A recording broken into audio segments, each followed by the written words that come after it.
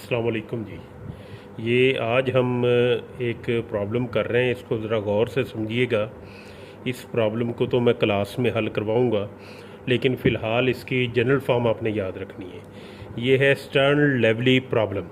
SL equation भी इसे कहते हैं। ये बाउंड्री वैल्यू प्रॉब्लम होता है जिस पर बाउंड्री कंडीशन दी गई होती है। SL equation, Sturm Liouville problem.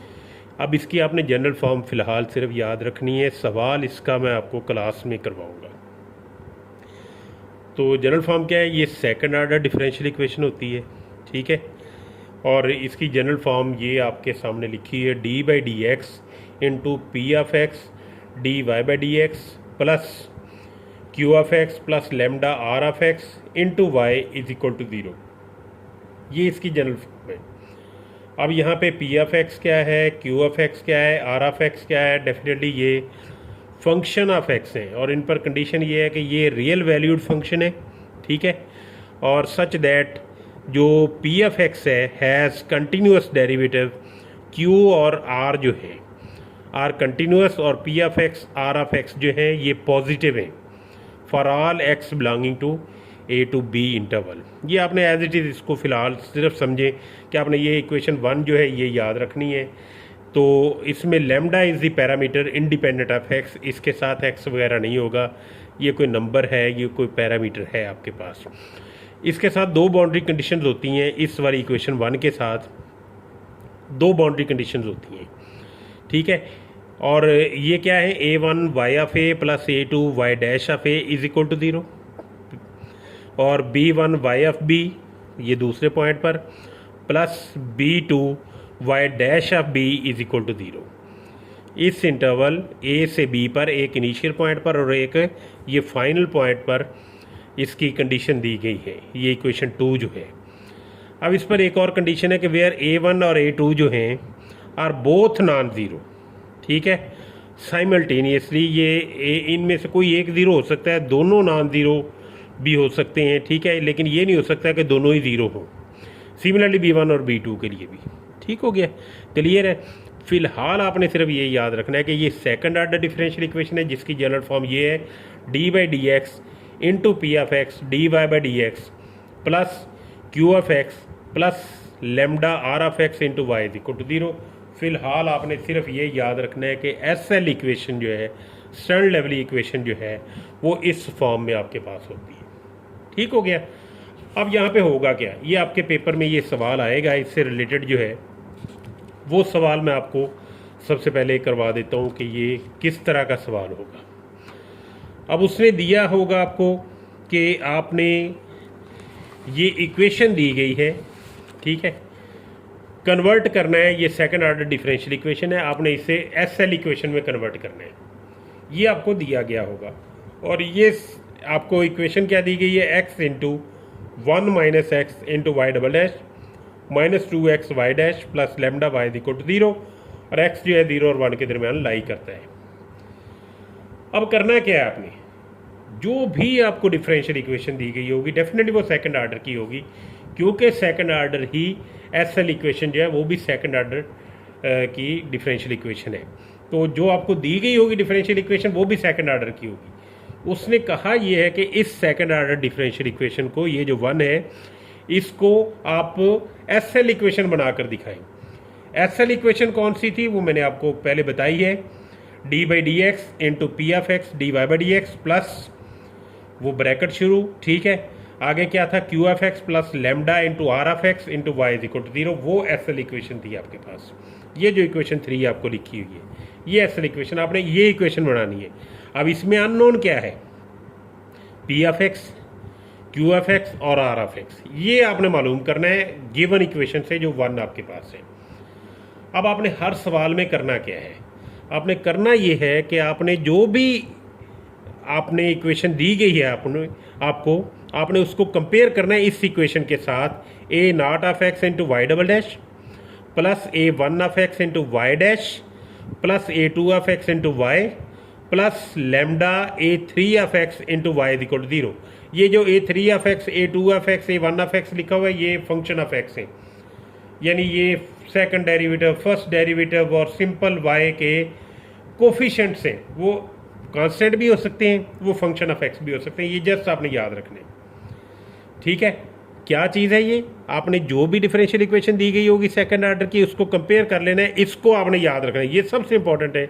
Equation 2 जो है, ए टू ऑफ एक्स क्या होगा, वाई डबल डैश एफ का कोफिशिएंट जो भी होगा उसे आप ए नॉट ऑफ एक्स रखेंगे, ए टू ऑफ एक्स नहीं sorry a naught of x, ठीक है ना। वाई डबल डैश का कोफिशिएंट आप क्या रखेंगे, ए नॉट ऑफ एक्स।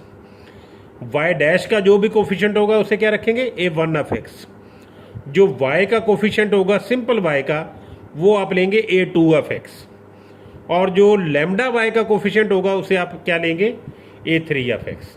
तो अब आप यहाँ पे देखें जो इक्वेशन दी गई है, जिसको आपने ये इक्वेशन 3 बनाना है एसएल इक्वेशन, इसको जब कंपेयर करेंगे इस स्टैंडर्ड फॉर्म को, इक्वेशन 2 को आप इक्वेशन 1 के साथ, तो वाई डबल डैश का कोफिशिएंट है ए नॉट ऑफ एक्स, तो वो आपके पास आ जाएगा x into one minus x, ठीक है। वाई डैश का कोफिशिएंट क्या है, ए वन ऑफ एक्स, तो ए वन ऑफ एक्स यहाँ पे क्या है, वाई डैश का कोफिशिएंट माइनस टू एक्स, तो वो आपने माइनस टू एक्स लिख दिया। सिंपल वाई का कोफिशिएंट क्या है, ए टू ऑफ एक्स, तो यहाँ पे सिंपल वाई है ही नहीं, उसका कोफिशिएंट इसका मतलब 0 है, तो ए टू ऑफ एक्स क्या हो जाएगा, 0। लैम्डा वाई का कोफिशिएंट क्या है यहाँ पे, ए थ्री ऑफ एक्स, तो यहाँ लैम्डा वाई का कोफिशिएंट 1 है, तो ये आपके पास ए थ्री ऑफ एक्स क्या आ गया, 1 आ गया। यही सबसे इंपॉर्टेंट की पॉइंट है उसको सॉल्व करने के लिए। तो उसके बाद आप लिखेंगे the required SL equation is this one, equation 3 जो मैंने आपको स्टैंडर्ड फॉर्म बताई है। No we have to remember, ये दूसरी चीज़ जो आपने याद रखनी है वो ये है कि आप रखेंगे याद कि पी एफ एक्स जो है, ये जो पी एफ एक्स है ये इक्वल होता है ई की power integration A one of x over a naught of x into D x. अब आप ए वन ऑफ एक्स भी पहले निकाल चुके होंगे, वो क्या होगा, coefficient of y dash.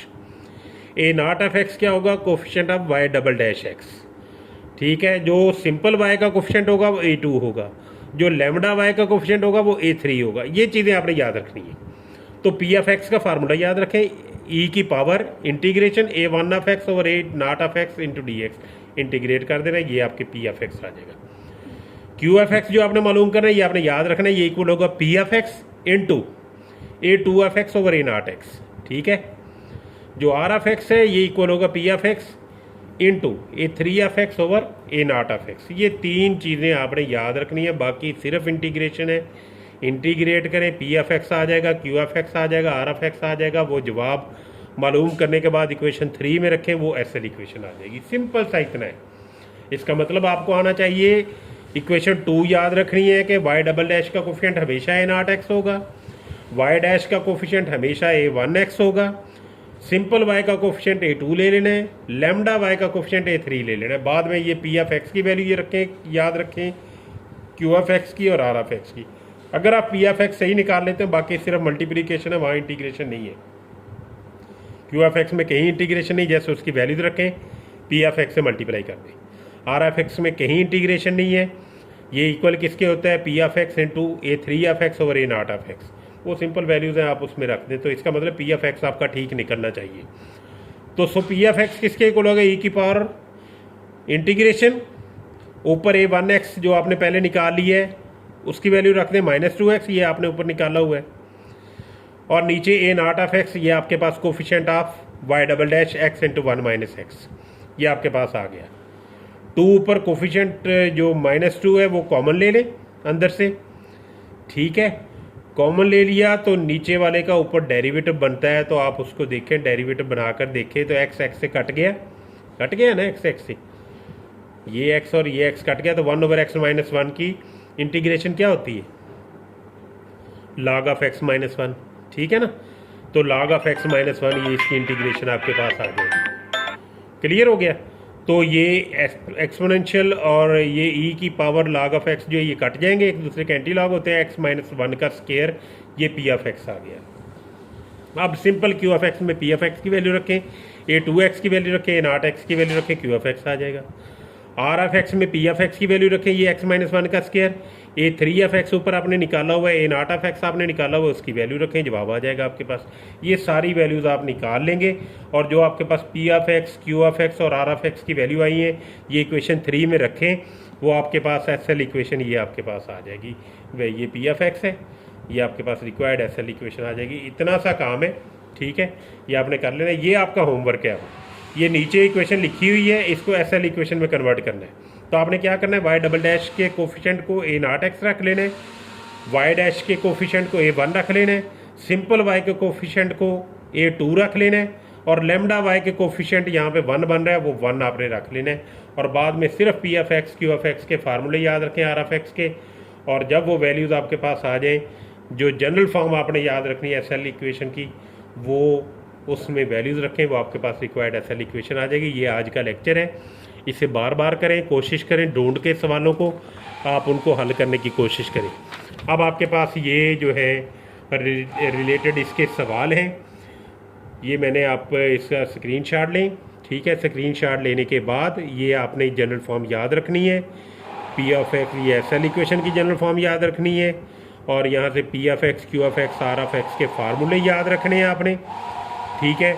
Main target इसी में यही होगा कि आप पी ऑफ एक्स कैसे निकालते हैं, वो फार्मूला आपके पास मौजूद है, q of x r of x निकालें और इस जनरल फॉर्म में वैल्यू रख दें, आपके पास जवाब आ जाएगा। थैंक यू वेरी मच, इसको अच्छे तरह से कर लें।